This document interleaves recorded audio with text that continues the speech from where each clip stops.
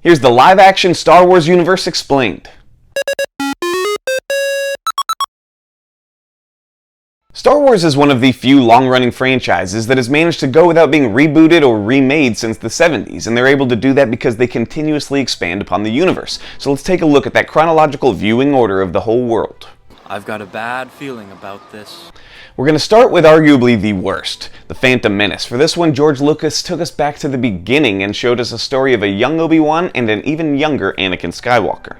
Up next is Attack of the Clones, and this one is also bottom-of-the-barrel Star Wars for most fans. This sees Anakin a little bit older and a little bit whinier.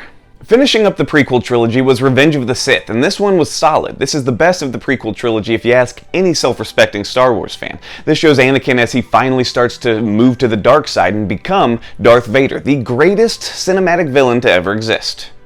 Moving past the Star Wars prequel series, we come to Solo, a Star Wars story, and this is the prequel spinoff that nobody asked for, an origin story that nobody wanted, and yet it's still kinda fun. Not very beloved by the fans, but entertaining enough. Here we have one of the Star Wars spin-off series that went to Disney+, Obi-Wan. This told the story of Obi-Wan Kenobi after the events of Episode 3, and people were very excited for this, yet it's still considered kind of mid-tier Star Wars. After Obi-Wan, we have another Disney Plus series with Andor. Now this one was much better received for its darker tones, darker themes. It's more along the lines of Blade Runner than Star Wars, and it fits right in. Moving on, we come to Rogue One, a Star Wars story. Now this one acts as a sequel to Andor and a prequel to Episode 4, A New Hope. This one is kind of unique because it takes place right at the beginning of A New Hope and even kind of overlaps with that film while telling a different story. Here we are, Episode 4, A New Hope, the one that started it all, the original, the classic, and one of the absolute bests. And speaking of the bests, here is The Empire Strikes Back. This one is widely considered pinnacle Star Wars, the peak, the best. And capping the original trilogy, we have Return of the Jedi, originally going to be titled Revenge of the Jedi, which shows Luke Skywalker totally embracing his full Jedi powers. Now we're back into the Disney Plus series here with The Mandalorian, a Western Star Wars series that everybody has loved, and it gave us Baby Yoda, it gave us Grogu, so how could you not?